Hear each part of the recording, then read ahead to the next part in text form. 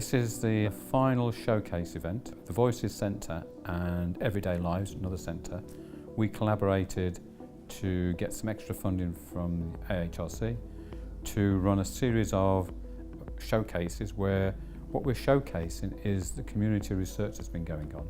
And we've done this in conjunction with the Heritage Lottery Fund because they've helped us identify regionally what projects they think have been really interesting. And what's so good about the event today and the previous ones is getting people in a room together who've got similar interests to get them into conversation. And what we need to try and do is to connect other groups together so that they can compare and look at what's going on. We have been talking about a lot of projects that are going on around about the commemoration of World War I, and colleagues from all across the country have been sharing about the projects that they're involved in. The story about the sapling that was dug up in Belgium and found its way over the water to Scotland, that was a story that gave me goosebumps, I have to say.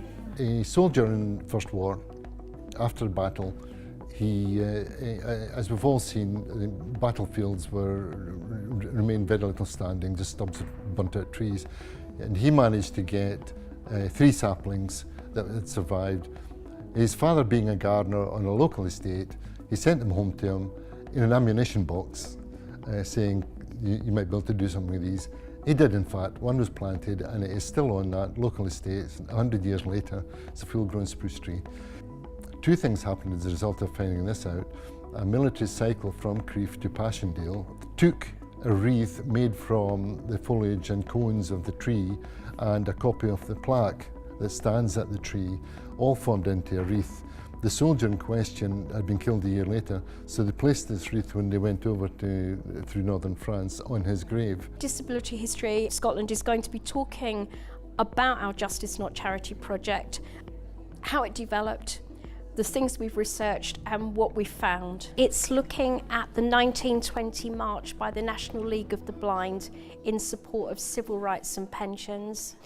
In terms of the project, next week is a big conference for us. It's our first dissemination of what we've found so far.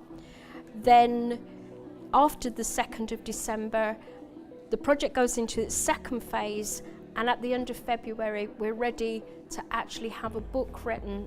It's important that this kind of work goes on because if we don't give people an opportunity to talk about history from their point of view and from their families' points of view, it will be lost.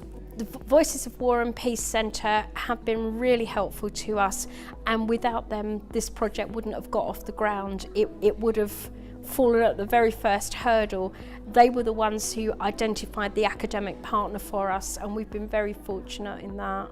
We submitted an outline plan of what we were looking to do, got some very useful information back from advice, guidance on how to progress, which we incorporated into our final application, and got a fairly quick response as well. So you're not left waiting for months on end to find out, have you got the money, have you not?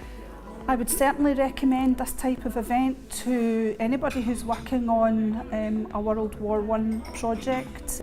I'm sure it would help you to network and to develop your thinking, perhaps add other strands of interest or richness to your programme. If you're a community organisation, don't be put off by working with somebody who's from an academic institution. The help and support that we've received from doing that has actually helped us develop our project in ways that we never thought that we would be able to do.